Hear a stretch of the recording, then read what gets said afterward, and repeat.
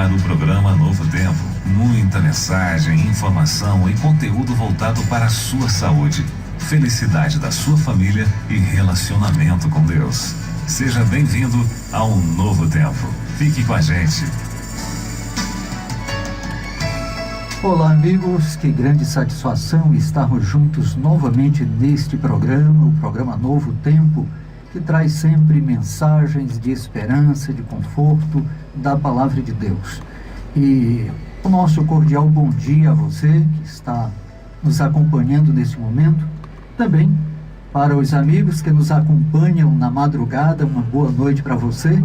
E os amigos caminhoneiros, vigilantes, tantos outros profissionais que estão aí também atravessando as madrugadas, e que uma palavra de esperança sempre é muito bem-vinda. Aos amigos que também se encontram no leito de hospital ou nos presídios e em tantos outros lugares difíceis, mas que nesse momento podem também parar um pouquinho para ouvir essa mensagem e conhecer um pouco mais do nosso Deus de amor. Nós estamos iniciando uma nova etapa, uma nova temporada no programa Novo Tempo, com novas temáticas, e já tratamos aí sobre a Palavra de Deus, as Escrituras Sagradas, através do professor Christian, e estivemos também falando sobre a Trindade, um tema muito profundo, muito especial. E hoje nós daremos continuidade nessa temporada, falando agora sobre Deus o Pai. Deus o Pai. E agora eu estendo também o nosso cordial bom dia ao amigo e professor Christian Macedo. Bom dia, professor. Bom dia, professor Lindomar, bom dia, professor Arnaldo, bom dia, amados ouvintes da Rádio Paraíso FM, amados ouvintes do nosso programa, do programa Novo Tempo, nosso programa sabático, né? Onde nós temos esse privilégio desse encontro especial a cada manhã de sábado, das 11 às 12, e é uma honra, é um prazer, é um privilégio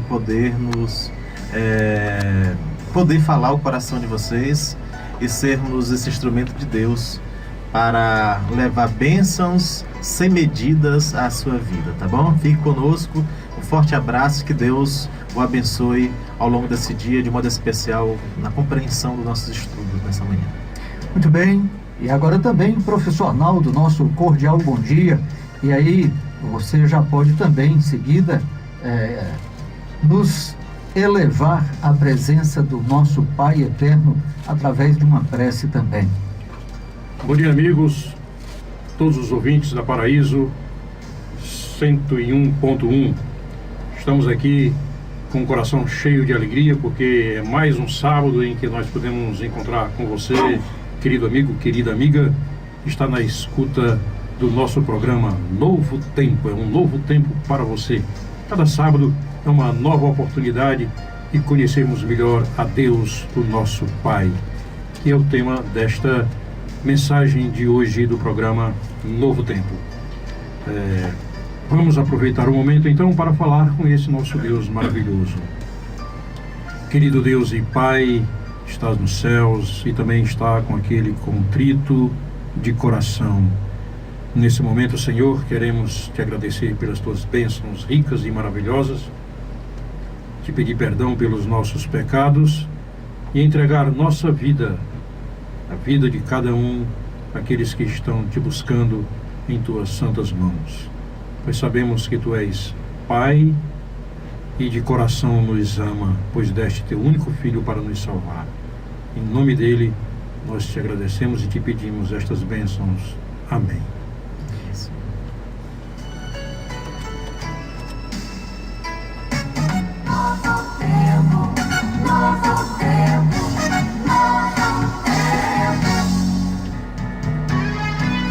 Música e informação na sua rádio.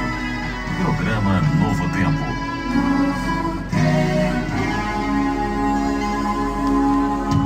Comendo lavagem, jogado no chão, eu troquei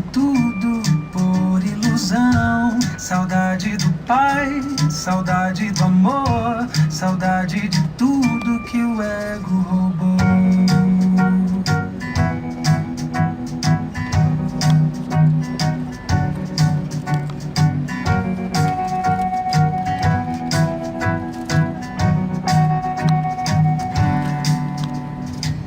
Ainda lembro das broncas do meu irmão, da minha mesa farta de pão, do seu abraço acolhedor e do cheiro do meu cobertor.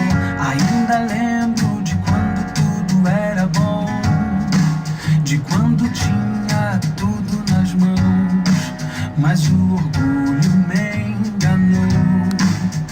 E agora que estou comendo lavagem jogado no chão, eu troquei tudo por ilusão. Saudade do pai, saudade do amor, saudade de tudo que o ego roubou.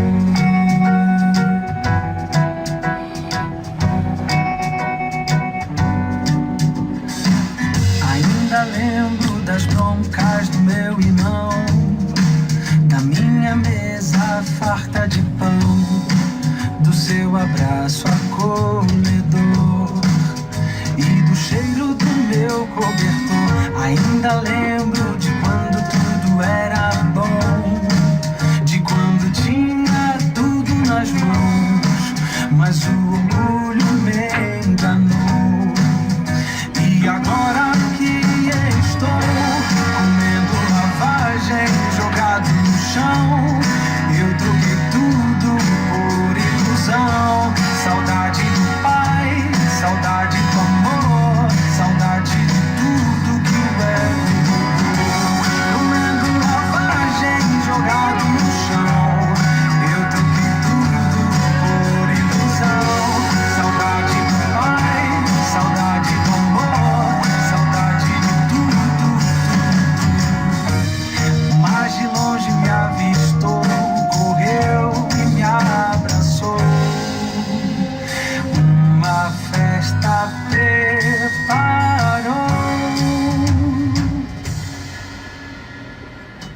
Deixei a lavagem, deixei o meu chão, deitei em seus braços, comi do seu pão. De volta pro pai, de volta pro amor, de volta pra tudo, tudo. Deixei a lavagem, deixei o meu chão, deitei em seus braços, comi do seu pão. De volta pro pai, de volta pro amor, de volta pra tudo que o ego roubou.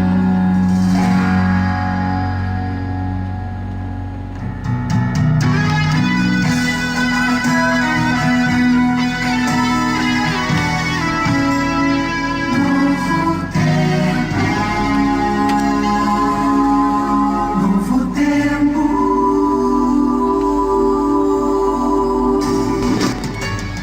Muito bem, agora nós estamos em definitivo, agora para abrir a palavra de Deus com este tema maravilhoso e podermos conhecer um pouco mais sobre Deus, o Pai. Já estudamos um pouco sobre um contexto geral da Trindade e hoje nós iniciaremos agora falando sobre cada pessoa da Trindade individualmente, buscando textos das Sagradas Escrituras que nos ajudem a compreender mais esse tema, mas não apenas estudar um tema, mas estudar para aprender mais do caráter desse Deus maravilhoso. E desta forma, quem sabe, nós podemos também buscar refletir esse caráter em nossa vida. Deus, o eterno Pai, Ele é o Criador, o originador, o mantenedor, o soberano de toda a criação. Ele é justo e santo, Ele é compassivo e clemente, tardio em irar-se e grande em constante amor e fidelidade. E Moisés, em um determinado momento, quando sentiu o desejo, a necessidade de ver a Deus, ele tinha uma amizade tão íntima, um relacionamento tão perfeito com Deus, que ele sentiu o desejo e a necessidade de conhecer Deus agora visivelmente. Mas Deus falou para ele que isso não seria possível, ver a face de Deus, um homem. E agora Deus permitiu que Moisés o visse pelas costas. Mas o mais incrível, o mais interessante é que quando Moisés viu a glória de Deus por trás, tudo que ele pode descrever foi a misericórdia de Deus, a clemência, a bondade, a fidelidade, o amor, a misericórdia de Deus. A verdade é que Deus é exatamente isso. Deus é amor, Deus é misericórdia. E é por isso que nós estamos até aqui, apesar de sermos pecadores.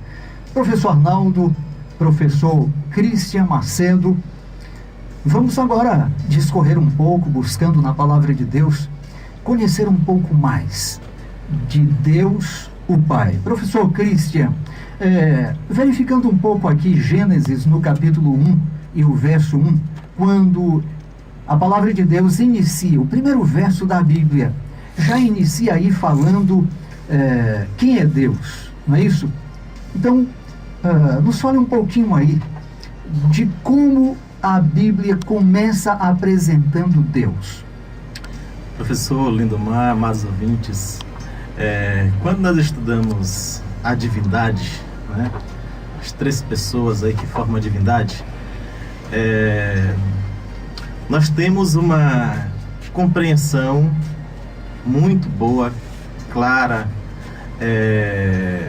sobre a pessoa de Jesus, né, do Filho.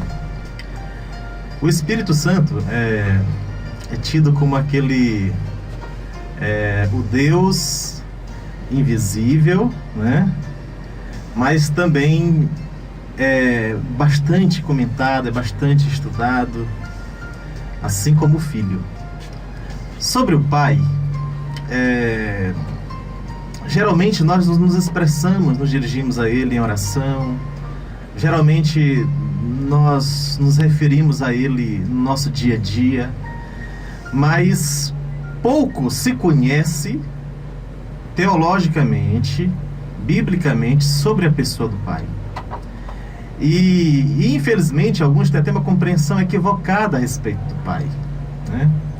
Eu estava em determinado local e uma senhora perguntou para mim quem era o Pai. E eu comecei a argumentar com ela lá, apresentar a pessoa do Pai. Não estava com uma Bíblia aberta naquele momento, mas o que eu tinha em mente eu comecei a passar para ela. E ela veio com o seguinte questionamento. Ela falou assim: professor, olha, eu gosto muito de Jesus, mas eu não gosto muito do Pai. Eu tenho um certo receio, eu tenho medo do Pai, porque eu acho Jesus tão amoroso, um ser tão bom, e eu não vejo isso no Pai. Aquela senhora da sua falta de conhecimento das Escrituras, né, tinha uma visão equivocada da pessoa do Pai. E nós vamos ver ao longo desse estudo que o Pai é a pessoa mais maravilhosa de todo o universo. Nós vamos conhecer um pouco mais sobre a figura do Pai. E eu queria começar, na verdade, como o professor Lindomar muito bem já mencionou aqui, com Gênesis capítulo 1, versículo 1. O primeiro verso da Bíblia já começa falando do Pai, né, professor? Isso. O primeiro verso já começa falando de Deus. E diz assim: no princípio criou Deus os céus e a terra. Uma declaração simples, objetiva, mas uma declaração poderosíssima. Uma declaração totalmente necessária. E não haveria uma forma melhor de começar as Escrituras senão com essa célebre frase: no princípio criou Deus os céus e a terra. Essa célebre frase ajusta todas as coisas na cosmovisão humana e na cosmovisão divina. Por quê? Porque esse verso, ele introduz apresentando não somente a Deus, mas apresentando Deus como Criador de todas as coisas. Deus como Criador de todo o universo. E o Pai era a figura central nesse momento aqui da criação. Ele estava presente na criação. Não somente ele, também estava o Filho, nós estudamos isso na semana passada, assim como o Espírito Santo. A divindade estava envolvida nesse processo, mas o Pai estava ali, nesse momento importantíssimo, que foi a criação da terra. No princípio, criou Deus os céus e a terra. Deus, o Pai, é o Criador de todas as coisas. Muito bem. É importante nós termos essa noção, essa consciência. Não é isso, professor Christian, amigo ouvinte? Deus é o Criador dos céus e da terra. Quando a Bíblia diz dos céus, no plural, está envolvendo todo o universo, tudo o que existe em cima e embaixo, no céu e na terra. E ainda tem mais, quando é apresentado aqui Deus escrevendo com seu próprio dedo o 4º mandamento da sua lei, e apresentando ali o dia de descanso, o dia de relacionamento com Deus, ele vai um pouquinho adiante. Porque Deus criou os céus, a terra, tudo o que há nos céus, na terra e embaixo da terra e nas águas embaixo da terra. Ou seja, todos os seres criados no céu, nos céus, na terra, em todo o universo. Deus é o Criador. Lógico, quando nós falamos Deus, a Bíblia está se referindo a Deus Trino, o Deus Trindade, as 3 pessoas da Trindade. Isso daqui envolve a pessoa de Deus, o Pai. Eu gostaria de colocar aqui em pauta, professores Christian e professor Arnaldo, chamando a atenção para essa ilustração que o professor Christian fez agora no início, quando ele menciona aí a conversação com sua amiga, né, em um determinado momento, e ela agora pôs em xeque a pessoa do Pai, ou o caráter do Pai, porque apresenta Jesus como aquele ser amoroso, paciente, maravilhoso, que todos amam, que todos admiram, mas de certa forma acaba repudiando o Pai. Infelizmente, até muitas denominações, sem querer colocar isso em crédito nesse momento, mas a questão de que o Deus do Antigo Testamento é diferente do Deus do Novo Testamento. O Deus do Antigo Testamento é aquele Deus que permitiu guerras, batalhas, que permitiu a morte, que em determinado momento até fulminou pessoas por haver ultrajado a sua santidade. Então, de certa forma, fica aquela ideia de que Deus do Antigo Testamento, o Deus Pai, revelado no Antigo Testamento, é esse Deus realmente apresentado por esta distinta senhora, e enquanto que no Novo apresenta Jesus. Então, o que eu coloco em pauta aqui, no decorrer do programa hoje, em tudo que nós falarmos, nós estaremos fazendo esse paralelo aqui, para que nós possamos entender que o Deus do Antigo Testamento é o mesmo do Novo Testamento. Que Jesus esteve no Antigo Testamento junto com o Pai, tanto quanto o Pai está no Novo Testamento junto com o Filho. E considerando o fato de que o próprio Jesus, em um momento, falou para um dos discípulos, Filipe, dizendo, quando ele perguntou, mostra-nos o Pai, ele disse, Filipe, há tanto tempo estou convosco e vocês ainda não me conhecem. Quem vê a mim, vê ao Pai. Ele está se referindo ao caráter. O que importa é o caráter. O caráter de Jesus é a revelação do caráter do Pai. Ok? Então, nesse momento, eu gostaria de chamar a atenção, professor Arnaldo, para o texto que está em Apocalipse, no capítulo 4 e o verso 11, certo? Gostaria que você desse uma olhadinha para nós vermos um pouco aqui sobre essa questão de Deus receber toda honra, toda glória, não é isso? No céu, na terra. Por que Deus é merecedor de toda honra e de toda glória?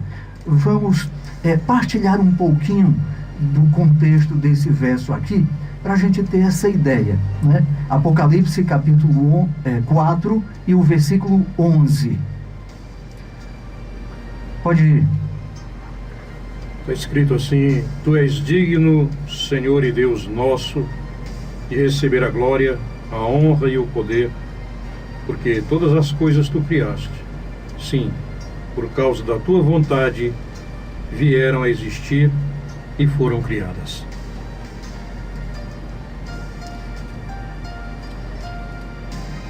Meus amigos, esse texto é um texto muito revelador sobre Deus. A primeira coisa que nós aprendemos é que Deus é o Criador.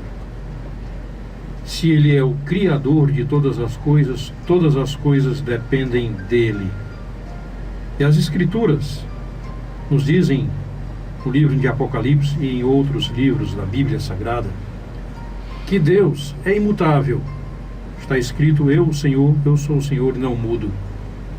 E se Ele é imutável, como Ele afirma, e Ele é o princípio, o fim, o alfa e o ômega, como também nos afirma o livro do Apocalipse, então nós não podemos dicotomizar a personalidade divina entre o Deus do Antigo Testamento e o Deus do Novo Testamento, porque o Deus, o único e verdadeiro Deus, Pai, Filho e Espírito Santo, são coeternos e convivem desde os tempos mais remotos. Então Deus é um só. A bondade de Deus é uma só. Essa mesma preocupação de conhecer a Deus é uma preocupação tão antiga que os teólogos começavam seus estudos sobre a personalidade divina com 3 perguntas em latim, porque o latim é a língua da teologia, né? Eles faziam a seguinte pergunta: Ancit Deo, quer dizer, Deus existe? A segunda pergunta era Quid sit Deo, se ele existe, quem é esse Deus? E a terceira pergunta era Qualis sit Deo, que quer dizer, quais são os seus atributos, as suas qualidades. Então, para nós respondermos essas questões, nós temos que buscar na fonte que o próprio Deus revelou para nós, que é a Bíblia Sagrada, para nós sabermos quem é Ele, se Ele existe na verdade e quais são as suas qualidades. Temos aí proposto então as perguntas chaves que vão nortear aqui o nosso estudo dessa manhã. E não deixemos de mencionar um texto, corroborando o texto que o irmão Lindomar pediu para que nós lêssemos aqui em Apocalipse, que está em Salmos, capítulo 19, versículo 1, que dizem claramente: os céus proclamam a glória de Deus e o firmamento anuncia as obras das suas mãos. Muito bem, perfeito. Veja, os céus anunciam as obras de suas mãos. Os céus revelam o Criador. Mesmo para a pessoa mais simples, ao olhar para o céu numa noite estrelada e perceber a infinitude do universo, a perfeição e a complexidade, as leis que envolvem o próprio universo, é impossível não pensar, não imaginar e não fazer essa pergunta: Deus existe de fato? Quem criou todas as coisas? Tanta complexidade, tanta perfeição, leis perfeitas. Será se essas leis que regem o universo vieram por acaso, vieram do nada? O nada pode criar o tudo, não é isso? O nada pode criar tudo? São questionamentos que nós precisamos pensar e repensar. E a partir do momento que nós entendemos que Deus existe, então surge um pequeno questionamento também. Se Deus existe, Ele é o Criador de todas as coisas, então eu fui criado por Ele. E eu agora também tenho uma responsabilidade diante desse Deus. Professor Christian, talvez seja essa exatamente a principal questão quando muitas pessoas preferem escolher desacreditar de Deus. Ou seja, não é que as pessoas não acreditem, as pessoas escolhem não acreditar. Por quê? Porque se eu acredito, eu escolho acreditar que Deus não existe, então eu estou escolhendo também não ter nenhum compromisso, nenhum relacionamento com Ele. E se eu não tenho compromisso e relacionamento com Deus, eu posso viver a minha vida à minha própria maneira. Não é isso? Verdade. Professor e amados ouvintes, o professor Arnaldo mencionou aqui 3 perguntas, né? Que são as perguntas que devem nortear esse estudo e são as perguntas mais importantes a serem feitas a respeito de Deus. Nós poderíamos aqui utilizar de argumentos filosóficos para tentar mostrar a existência de Deus, né, professor? Eu poderia argumentar aqui, eu poderia dizer que eu poderia usar o argumento cosmológico, o argumento teleológico, né? Eu poderia utilizar o argumento os argumentos morais a respeito dos princípios morais para defender a existência de Deus. Eu poderia falar sobre o argumento da intuição a respeito da ideia de Deus. Eu poderia falar sobre os argumentos da história humana para defender a existência de Deus. Eu poderia falar sobre o argumento do consenso comum para falar sobre a existência de Deus. Eu poderia utilizar diversos argumentos aqui, filosóficos, para tentar argumentar sobre a existência de Deus. Mas, queridos, nós temos uma fonte de revelação que é a base de nossa crença, que é as Escrituras Sagradas. Tá? E as Escrituras Sagradas é o principal meio de revelação sobre Deus, sobre os seus mistérios, sobre os seus projetos, sobre os seus propósitos, tá certo? E é nas Escrituras que nós vamos encontrar as respostas principais sobre essa temática e sobre todas as demais temáticas envolvendo Deus. Mas eu não poderia deixar de ler Romanos capítulo 1, versículo 20 e versículos 21. Nós começamos esse estudo falando sobre Gênesis, capítulo 1, versículo 1, que no princípio criou Deus os céus e a terra. O professor Arnaldo depois veio com outro verso sobre Salmo 19, versículo 1, que fala que os céus proclamam a glória de Deus e o firmamento anuncia as obras das suas mãos. O professor Lindomar falou que as coisas animadas e inanimadas foram criadas por Deus e elas revelam a Deus a verdade.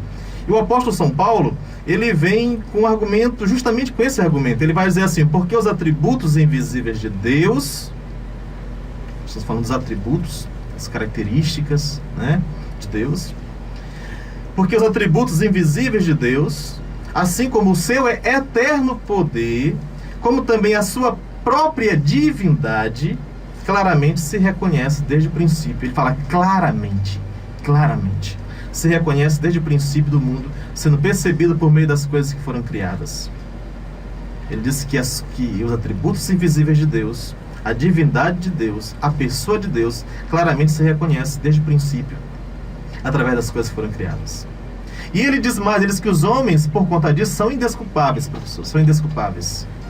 Porquanto, tendo conhecimento de Deus, não glorificaram como Deus, nem lhe deram graças, antes se tornaram nulos em seu próprio raciocínio, obscurecendo-lhes o coração insensato.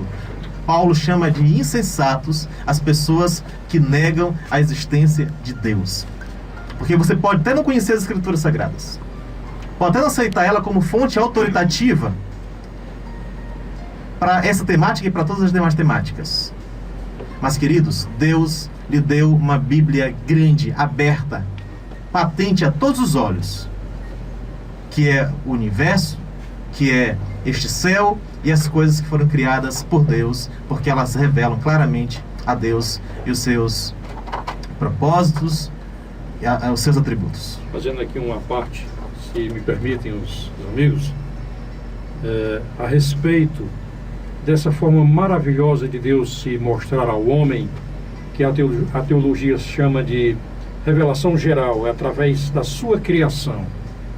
E falei disso, inclusive, no primeiro estudo sobre as Escrituras Sagradas. Falou sobre as Escrituras e na Trindade também. Eu acho que nós tocamos um pouquinho nesse assunto aí, no tema da Trindade.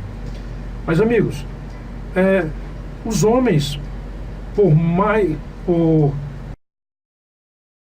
mais inóspitas que sejam as condições de vida e mais isoladas, como por exemplo os indígenas que vivem no meio das selvas, sem nenhum contato com a civilização, sem contato com livros, com bíblias, com os evangelhos, esses homens, como é que eles serão julgados no dia do juízo final? Paulo deixou bem claro, é através da revelação geral, através da criação, os homens conhecem os atributos de Deus, as suas qualidades, que são qualidades morais, que eles devem reproduzir em si mesmos, e por meio da criação, claramente, eles são revelados. Veja aqui uma definição dada de Deus. Eu vou dar a definição aqui, depois eu vou revelar o autor dessa definição. Prestem bem atenção. Deus é o começo, o meio e o fim de todas as coisas. Ele é a mente ou razão suprema, a causa eficiente de todas as coisas. Eterno, imutável, onisciente, onipotente. Tudo permeia e tudo controla. É justo, santo, sábio e bom. O absolutamente perfeito, o começo de toda a verdade, a fonte de toda a lei e justiça, a origem de toda a ordem e beleza e especialmente a causa de todo o bem. Veja que definição fantástica, magnífica. Perfeito. Impressionante quem foi. Parece, professor Arnaldo, que a gente juntou aí, parece que a gente fez um apanhado de toda a escritura e juntou tudo isso e colocou nessa definição. Exatamente. Parece que alguém estudou a fundo a Bíblia de Gênesis e Apocalipse para dar essa definição aqui. Agora, quem disse isso, né, professor Arnaldo? Quem falou isso foi um homem que viveu 300 anos antes de Jesus Cristo, portanto não conhecia a palavra Jesus, nem conhecia as Escrituras Sagradas, porque ele estava mergulhado no paganismo. Essa é a definição filosófica de Platão, um dos discípulos de Sócrates. Muito interessante. Então, para ver como foi que esse homem foi revelado a ele tão grande sabedoria sobre Como ele Deus. chegou a essa Como ele chegou a essa conclusão? conclusão. Né, professor? Exatamente. Ele tinha apenas uma Bíblia, né, professor? Exato, a Bíblia da natureza. A Bíblia né? da natureza. Isso, chamando a atenção aqui para o texto que o professor Christian mencionou aqui de Romanos, quando o apóstolo Paulo, ele diz para que sejam indesculpáveis. Exatamente. Para que sejam indesculpáveis. Então, alguém, por exemplo, que pensa o seguinte: não, eu não vou estudar a Bíblia, eu não quero estudar a Bíblia, porque se eu não conhecer, ninguém pode dizer que eu sou culpado de alguma coisa, porque eu não sei de nada, então eu vou viver aqui minha vida pacatamente, eu não mato, eu não roubo, eu não fumo, eu não bebo, eu não faço isso, não faço aquilo outro e tal. Eu sou uma pessoa boa, então, se Deus existe, Ele não vai me fazer nada, porque eu não conheço mesmo, né? Então, ele está o quê? Se excluindo, se eximindo da responsabilidade de conhecer Deus. E isso deliberadamente. Deliberadamente. Interessante, Lindomar, percebermos o seguinte: essa revelação, a revelação patente de Deus através da sua própria criação, eu fiz uma pergunta: como você definiria Deus a quarta-feira na igreja? E que evidência você mostraria para dizer que Deus realmente existe? Então, uma irmã que estava lá presente na reunião disse: eu mostraria a mim mesma. O meu próprio ser é uma revelação de Deus. Mas o mais impressionante é que Deus nos convida a conhecê-lo mais e mais. É por isso que Ele se revelou mais e mais. Ele se revelou não somente através da criação, da obra criada, dos seus atributos morais, mas também Ele se revelou através da Bíblia Sagrada, dos profetas, e também através da revelação mais completa, que foi a revelação do Verbo que se fez carne e habitou entre nós. Então, Ele nos convida, e a vida eterna é esta, João 17,3, que te conheçam a Ti, o único Deus verdadeiro, e a Jesus Cristo, quem enviaste.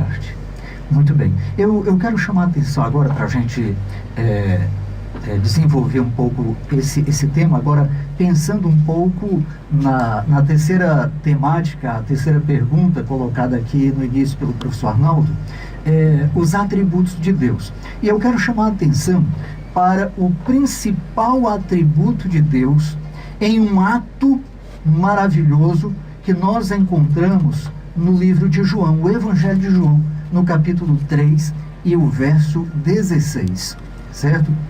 João, capítulo 3 e o verso 16. Professor Christian, pode ler para nós? João Muito 3, bem. 16. É um texto que é tão conhecido, né, professor? É tão maravilhoso que certa vez Martinho Lutero falou que se as escrituras todas desaparecessem e ficasse apenas João 3,16, ainda assim nós poderíamos definir Deus, definir o plano de salvação, os seus propósitos, seus projetos para a comunidade, se ficasse apenas João 3,16. Mas por que ele disse isso? Eu vou ler o verso. O verso diz assim: porque Deus amou ao mundo de tal maneira que deu o seu Filho unigênito, para que todo o que nele crê não pereça, mas tenha a vida eterna. Queridos, esse verso é o verso principal das Escrituras. É um verso que resume de forma maravilhosa, de forma poderosa, Deus. É um verso que resume de forma maravilhosa todas as Escrituras. É um verso que resume de forma maravilhosa o plano de salvação. É um verso que resume de forma maravilhosa o projeto de Deus para com a humanidade, que é a salvação dele, da humanidade. E esse verso parte do princípio que Deus é o originador do plano de salvação. E esse verso nos mostra que Deus é um pai, mas não o pai que aquela senhora que encontrou comigo começou a questioná-lo a respeito do seu amor, da sua bondade. Esse verso mostra Deus o Pai como sendo o Deus que amou o mundo. E quando ele fala que amou o mundo, ele amou a raça caída. Ele amou as piores espécies, as mais degradantes espécies, as mais insignificantes espécies, que são seres humanos. E ele disse que Deus amou o mundo de tal maneira que deu o seu Filho unigênito. E quando diz que Deus amou, esse amor não é um amor teórico, não é um amor de palavras. É um amor que envolve ação, porque amor é ação.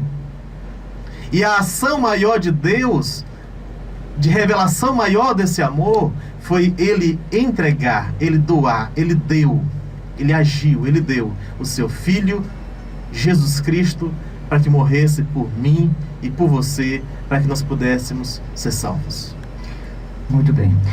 Professor Christian, professor Arnaldo, nesse verso, eu gosto muito de uma expressão simples, que às vezes passa um pouco despercebido pela expressão do próprio amor de Deus colocada no texto, mas o apóstolo João, ele diz o seguinte: porque Deus amou ao mundo de tal maneira. Eu gosto dessa expressão, de tal maneira. Por quê?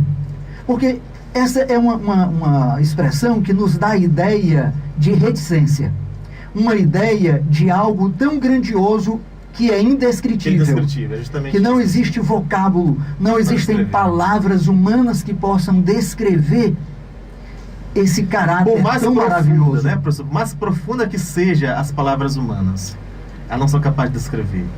Exatamente, não há como descrever. Lembrando também aqui que existe um hino no Hinário Adventista, se não me engano é o número 31, para aqueles que conhecem, né, que fala do amor de Deus, sublime amor, e que fala exatamente, nos dá a ideia de que se o céu fosse transformado em papel e tinta, né, se tudo no universo fosse transformado em papel e tinta, mais ou menos isso, né? Se o céu se transformasse em papel e se o mar se transformasse em tinta, os oceanos em tinta, os mares em tintas, ainda assim não seria possível descrever o amor de Deus. Por isso, meus queridos, tem um verso na Bíblia que define Deus. Está na primeira carta de João, capítulo 4, versículo 8. É bastante conhecido também esse versículo. Ele resume tudo que estamos falando aqui em uma palavra. Aquele que não ama não conhece a Deus, pois Deus é amor. Aliás, Eu acho que o Espírito Santo tocou aqui o nosso homem da mesa de som aqui, o Ademir, para colocar um hino no início do programa. Não sei se os amigos estão lembrados, que ele iniciou um programa falando de um jovem que estava na lama, porque tinha se afastado da casa do pai, e aquele jovem estava comendo as bolotas dos porcos, porque tinha pecado contra o pai. E esse pai aí representa Deus. Esse pai da parábola é a parábola do filho pródigo, que Jesus Cristo contou no livro de Lucas, capítulo 15. Interessante é quando esse jovem reconhece a besteira que fez, perdeu toda a sua riqueza, a herança que o pai havia lhe dado. Essa é a história de cada um de nós, nas coisas do mundo, entregando para o mundo aquilo que de melhor tinha em sua vida. Aí está a musiquinha, né? E conta que aquele jovem um dia disse: eu vou tentar voltar para a casa do meu pai para ver se ele me permite que eu seja pelo menos o servo, porque o sofrimento bateu a porta dele. Saudade do pai, saudade do amor, saudade de tudo que Aí um dia o filho disse: pai, pequei contra o céu e diante de ti, já não sou digno de ser chamado teu filho. Eu acho que essa é a parábola que mais reflete o caráter de Deus, Deus Pai. E quando o filho disse isso para o pai, Lucas capítulo 15, versículo 21, como foi que o pai respondeu? O pai, porém, disse aos seus servos: trazei depressa a melhor roupa, vestiu, ponde-lhe um anel no dedo e sandálias nos pés.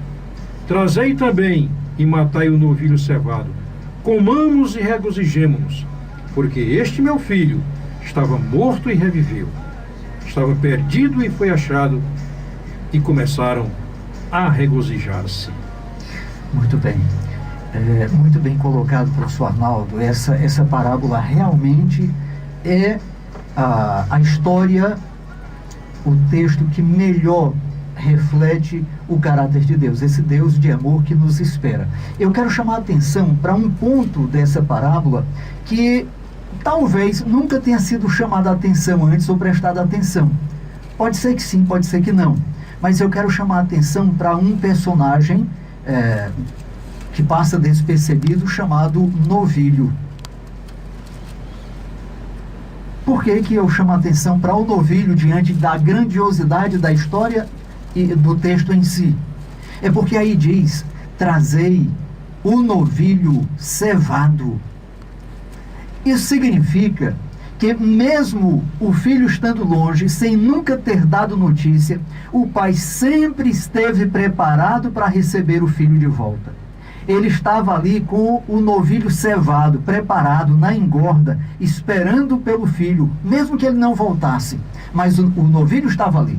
Se algum dia ele voltasse, ele seria recebido com festa, com alegria, como filho, não como servo. Certo? Então, o Pai sempre está nos esperando, nos aguardando de braços abertos para nos receber. Esse é o Pai de amor. Interessante, irmão Lindomar, que na verdade, essa parábola, ela revela a Trindade.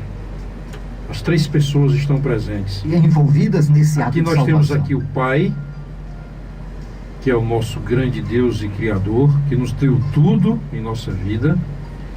Nós vemos aqui que o filho desgarrado, que somos nós, que deixamos todas as coisas boas e procuramos as coisas do mundo e arrebentamos a cara, é assim que sempre acontece. E lá, junto ao chiqueiro dos porcos, aquele rapazinho, ele recebeu a visita do Espírito Santo. E o Espírito Santo colocou no coração dele o desejo de retornar. E agora, quando ele chega em casa, ele encontra o Filho de Deus, o novilho cevado, que seria sacrificado para que ele recebesse o perdão. É verdade, professor. E não é à toa que Karl Barth, dos maiores teólogos modernos, né? Ele diz assim: se Lutero diz que João 3,16 resumia as Escrituras, ele diz que Lucas capítulo 15 é o capítulo que resume as Escrituras. É verdade. Essas 3 parábolas aí realmente mostram todo o plano de salvação e apresentam Deus, né? Interessante que nessas 3 parábolas coloca o homem em todas as circunstâncias, em todas as suas características, né? de rebelião, de afastamento de Deus, e de como em cada circunstância, não importa em que grau ele esteja, Deus sempre está esperando de volta, e quando esse filho retorna, ele sempre recebe como uma festa. É verdade. É isso? Verdade. Professor Lindomar, me permita mais um comentáriozinho aqui, com 2 versos do Antigo Testamento. Vou praticamente apenas lê-los, tá? Mas eu acho importante fazer a leitura desses textos, porque nós lemos João 3,16, né? Que fala que Deus é amor, e mostra por que Deus é amor. O professor Arnaldo leu Lucas 15, mostrando a grandiosidade desse amor, com experiências, né? Na prática. E no Antigo Testamento, diferente do que muitas pessoas imaginam, há diversas passagens que mostram que o nosso Deus, o Deus do Antigo Testamento, né? O Deus Pai, Ele é um Deus de amor. Não é um Deus diferente do Antigo, do Novo Testamento. O Deus do Antigo Testamento é o mesmo do Novo Testamento. Eu queria ler 2 textos. O primeiro texto está em Jeremias capítulo 31, versículo 3. Um texto muito conhecido também. Jeremias capítulo 31, versículo 3. De longe se me deixou ver o Senhor, dizendo... O que Deus diz? Com amor eterno eu te amei, por isso com benignidade eu te atraí. Que texto maravilhoso no Antigo Testamento a respeito de Deus. Com amor eterno eu te amei. Deus nos amou, e não foi com amor qualquer não, é com amor eterno. Tá certo, queridos? É um amor imutável, que não muda, que não se altera, que permanece inabalável. É um amor que não é capaz de ser explicado. Por isso Deus diz: com benignidade eu te atraí. O que nos atrai a Deus, queridos? Acima de tudo é o seu amor para conosco, o seu amor para a comunidade. E o outro texto é Jeremias capítulo 3, versículos, Lamentações de Jeremias capítulo 3, versículos 22 e 23, que diz assim: as misericórdias do Senhor são a causa de não sermos consumidos, porque as suas misericórdias não têm fim. A palavra misericórdia recede na língua hebraica, que é a palavra mais utilizada no Antigo Testamento para descrever o amor de Deus. A palavra misericórdia, a palavra recede. Então, as misericórdias de Deus, Deus é um Deus misericordioso, queridos, e são elas causas de nós não sermos consumidos. E diz o texto, ela se renova a cada manhã. Grande é a fidelidade de Deus.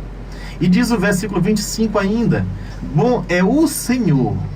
Ó, queridos, que coisa maravilhosa. Deus é bom, Deus é amoroso, Deus é misericordioso. Não é à toa, professor Lindomar, me permita ler Êxodo capítulo 34, versículo 6. Vocês podem me ajudar também depois comentando, pode escorrer sobre o verso. Êxodo 34, versículos 6 e 7, aquela passagem que você introduziu a respeito do encontro de Deus com Moisés, né? Que Moisés quis ver Deus, né? E Jesus depois disse: só quem vê a mim, né? Vê o Pai, né? Isso. E aí o que acontece? Moisés tem um vislumbre apenas de Deus passando rapidamente de costa. E aí Moisés, ao ver isso, ele diz esses versos, esses 2 versos aqui fantástico, que descreve as características de Deus de forma assim maravilhosa. E passando o Senhor por diante dele, clamou: Senhor, Senhor Deus, compassivo, clemente e longânimo, e grande em misericórdia e fidelidade, que guarda misericórdia em 1000 gerações que perdoa a iniquidade, a transgressão e o pecado, ainda que não inocente o culpado, e visita a iniquidade dos pais nos filhos e nos filhos dos filhos até a 3ª e 4ª geração. Veja, a misericórdia de Deus para os seus filhos fiéis e obedientes vai a 1000 gerações.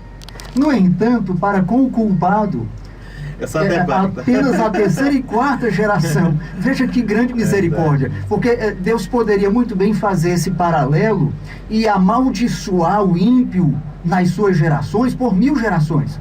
Quando ao filho dedicado, aquele filho obediente que realmente aceita o plano da salvação, se coloca nas mãos de Deus e Deus promete abençoá-lo, e ele diz que abençoa, a sua misericórdia acompanha até 1000 gerações. Mas, na verdade, essa maldição ao culpado não vão 1000 gerações. Até a 3ª e no máximo até a 4ª geração.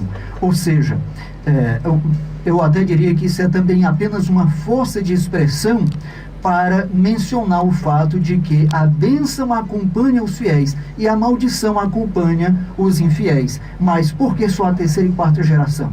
Porque são as gerações mais próximas que conhecem aquele ímpio, que conhece, digamos aí, o pai, o avô, o bisa, o tetravô, certo? E que ainda sofre a influência do pecado. E, consequentemente, as consequências. Exatamente. E por sofrer essa influência e acompanhar a influência, ele sofre também as consequências. Mas isso já deixa uma deixa de que aqueles que saem do raio de influência do pecado, eles são também alcançados pela misericórdia de Deus. Nós estamos já passando para a parte final, aqui a nossa reta final, e eu quero chamar a atenção para nós passarmos aí para a nossa conclusão. Isaías, no capítulo 49 e o versículo 15, certo? Isaías 49 e o verso 15 diz o seguinte: acaso pode uma mulher esquecer-se do filho que ainda mama, de sorte que não se compadeça do filho do seu ventre? Mas, ainda que esta viesse a se esquecer dele, eu, todavia, não me esquecerei de ti. Meus queridos e amados ouvintes, amigos, irmãos, professores que se encontram aqui conosco, esse texto, sem desmerecer os demais que já foram mencionados como resumo da Bíblia, esse também nós poderíamos incluí-lo como uma expressão majestosa do amor e da misericórdia de Deus. E o verso 16 conclui majestosamente: complete aí. Eis que nas palmas das minhas mãos te gravei, os teus muros estão continuamente perante mim. Amém. Quem nos gravou nas palmas das suas mãos? Os pregos que sacrificaram o nosso Salvador na cruz do Calvário. A maior demonstração desse amor na prática. É isso. Deus coloca aqui, em termos comparativos, o ser na terra que melhor pode refletir, embora palidamente, o amor de Deus, que é uma mãe. Deus coloca a figura de uma mãe piedosa, uma mãe que jamais se esqueceria do seu filho, a quem ela amamentou, carregou no ventre 9 meses, e agora deu à luz, aquele filho que já é amado e esperado muito antes dele nascer.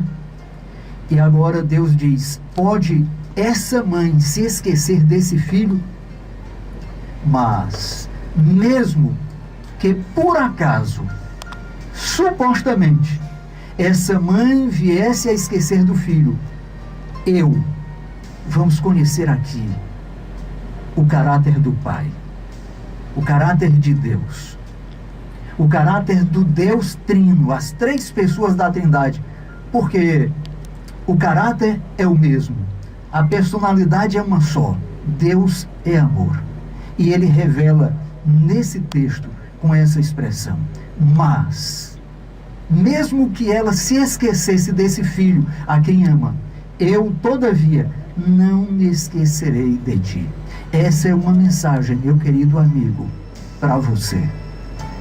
É uma referência a você individualmente, a você como pessoa. Você João, você Maria, você Antônio, Luiz, Francisco, você Valdineia, Carmelita, minha mãe já falecida, Oscar, meu pai já bem idoso, meus irmãos, meus amigos, nossos ouvintes, você, individualmente. Ele diz, mesmo que a tua mãe se esquecesse de você, eu, todavia, não me esquecerei de ti. E nas palmas das minhas mãos, chamando a atenção aqui para o verso seguinte, mencionado pelo professor Arnaldo, eu tenho gravado nas minhas mãos o teu nome. Jesus, através da cruz do Calvário e dos pregos que ali foram cravados, ele gravou na palma de suas mãos o meu e o teu nome. Meu amigo, esse convite não é meu. Esse convite é de um Deus eterno que está aqui revelando o seu amor por ti, que deseja que você o conheça, que você o ame e também que o sirva. Que Deus o abençoe. O nosso cordial bom dia, o nosso abraço aos amigos professores Arnaldo, Cristian, e o nosso grande abraço a você, querido amigo ouvinte. Que Deus o abençoe, que Deus o guarde, que Deus o ilumine e o abençoe. E até o nosso próximo encontro. Amém.